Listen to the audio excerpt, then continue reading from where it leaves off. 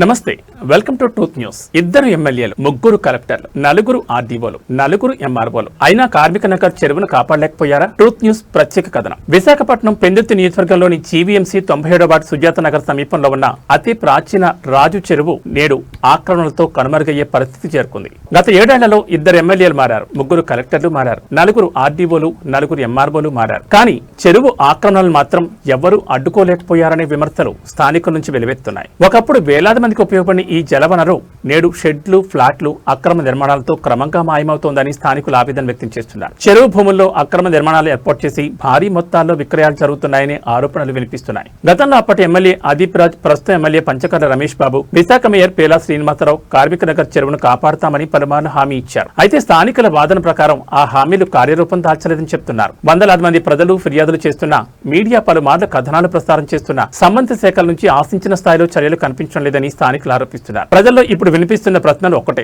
ఎందుకు ఈ నిర్లక్ష్యం? ఆక్రమణలను అడ్డుకునే ధైర్యం లేదా, లేక ఇంకేదైనా కారణమా? ఈ ఆరోపణలపై సంబంధిత అధికారులు, ప్రజాప్రతినిధులు తమ వివరణ ఇవ్వాల్సి ఉంది. ప్రభుత్వ భూములు, చెరువులు ప్రజల ఆస్తి. వాటిని పరిరక్షించడం అధికార యంత్రాంగం, ప్రజాప్రతినిధుల బాధ్యత. ఇప్పటికైనా కార్మిక నగర్ చెరువును ఆక్రమణల నుంచి రక్షించే దిశగా చర్యలు తీసుకుంటారా, లేక కళ్ల ముందే మరో చెరువు చరిత్రలో కలిసిపోతుందా? ఇది ట్రూత్ న్యూస్, జనం కోసం, నిజం కోసం.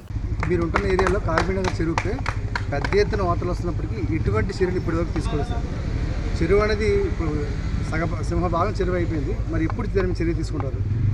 రూల్గా అయితే నేను డైరెక్ట్గా మాట్లాడినవాడిని, నా దృష్టికి ఇప్పుడే చెప్పారు. నాకు రిటర్న్గా ఈవేళ వరకు కంప్లైంట్ రాలేదు. మేము కూడా విశాఖపట్నం పెద్ద సిటీ, దీంట్లో భాగంగా మీరు కంప్లైంట్ చేశారు కాబట్టి ఇప్పుడే ఎంఆర్ఓకి నేను మాట్లాడతాను, కలెక్టర్ గారి దృష్టిలో పెడతాను. ఏది ఉంటే ప్రజలకి అందుబాటులో ఉండాలి, కానీ భూస్వాములకు అందుబాటులో ఉండే పరిస్థితి మా ప్రభుత్వం చేయదు.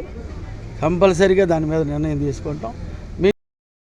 గత వారం క్రితం ప్రెస్ మీట్ చెప్పి పేపర్లో, టీవీల్లో, లోకల్ ఛానల్స్ వస్తున్న ఆక్రమణల మీద నేను మీడియాకి మాట ఇచ్చాను. అధికారులతో ఈ శనివారం మీరు ఏదైతే ఎక్కడైతే ఆక్రమణలు అన్నారో అక్కడ మనం విజిట్ పెట్టుకుందాం అని చెప్పి, ఈరోజు అన్న మాట ప్రకారం మేము కానీ, మీరు కానీ, మా అధికారులు కానీ, స్థానిక కార్పొరేటర్లు కానీ అందరం కూడా మనం తిరిగాం ఉదయం నుంచి. ఏదైతే మీరు చెప్పారో వాటిల్లో చాలా చోట్ల ఆక్రమణలు ఉన్నాయి. మరి గడ్డల్లో పేదవాడికి ఈ ప్రభుత్వం ఇల్లు కట్టుకుంటానంటే అర్బన్ పరిధిలో 2 సెంట్లు, రూరల్ పరిధిలో 3 సెంట్లు ఇస్తామన్నప్పటికీ చెరువుల్లో, గడ్డల్లో ఆక్రమణలు మాత్రం సహించేది లేదు. వాళ్ళని యాక్సెప్ట్ చేసే ప్రసక్తే లేదు. గౌరవ ముఖ్యమంత్రి గారి ఆదేశాల మేరకు మీరు ఇల్లు పెట్టుకుండా లేని వాళ్ళు, రెవెన్యూ వాళ్ళు కానీ, హౌసింగ్ వాళ్ళు కానీ గతంలో మీకు ఇల్లు ఉందో లేదో వెరిఫై చేస్తారు. వెరిఫై చేసి మీకు లేదు అంటే బాజా భజంతులతో మీకు స్థలం కానీ, ఇల్లు కానీ కేటాయించే బాధ్యత మాట.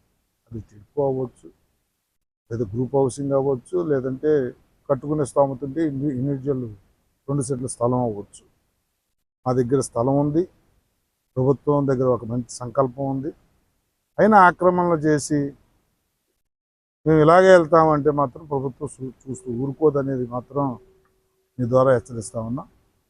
ఈరోజు ఏదైతే మేము నోటీస్ చేసామో, ఈరోజు సాయంత్రం కానీ, రేపు కానీ కలెక్టర్తో కూర్చుని వారిని కూడా ఒకరోజు మార్నింగ్ విజిట్కి రమ్మని మళ్ళీ వారికి కూడా మనం చూపిద్దాం.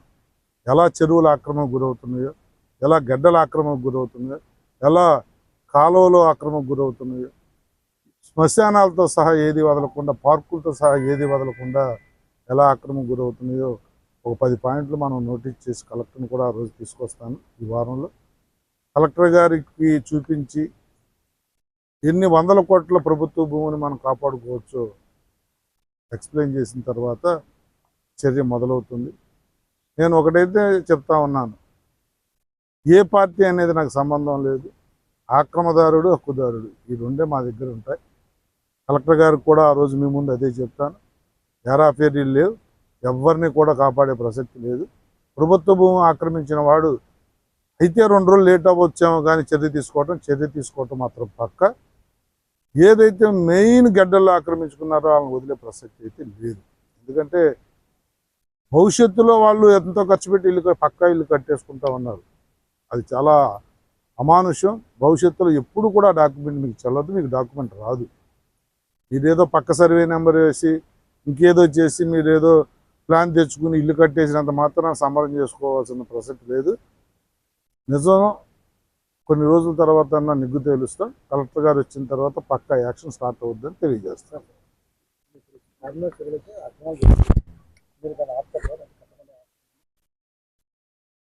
ఈరోజు మీ ముందే ఇందాక ఆదేశాలు ఇచ్చే ఎంఆర్ఓ రీసెంట్గా కట్టినవన్నీ కూడా ఈ వారంలో తీసేయమని చెప్పాం.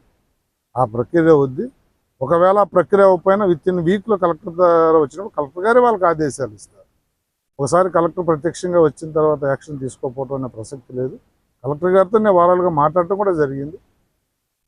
ఈరోజు దిశ మీటింగ్ ఉంది. దానికి వెళితే అంటే ఆల్రెడీ ఇది పెట్టుకున్నానని చెప్పి దానికి లేట్ అయ్యే 9 గంటలకి అది. ఒకవేళ నేను వెళ్ళేసరికి ఉంటే దానికి కూడా అటెండ్ అవుతాను. అక్కడ ఈరోజే అడుగుతాను. తప్పకుండా ఒక డేట్ తీసుకుని వస్తాం. అప్పుడు డెఫినెట్గా ఉంటుందండి. డెఫినెట్గా ఉంటుంది.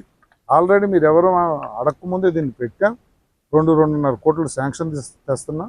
తప్పకుండా వాకింగ్ ట్రాక్ చేసి దీన్ని చెరువుని బ్యూటిఫికేషన్ చేసి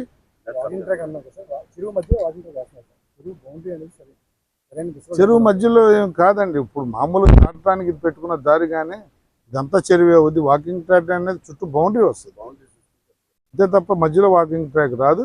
ఇదంతా కూడా ఇంకా డెప్త్ చేసి పక్కన చెరువు రైతులకు కూడా నీరు ఇచ్చే విధంగా దీన్ని బాగా డెప్త్ చేస్తామని కూడా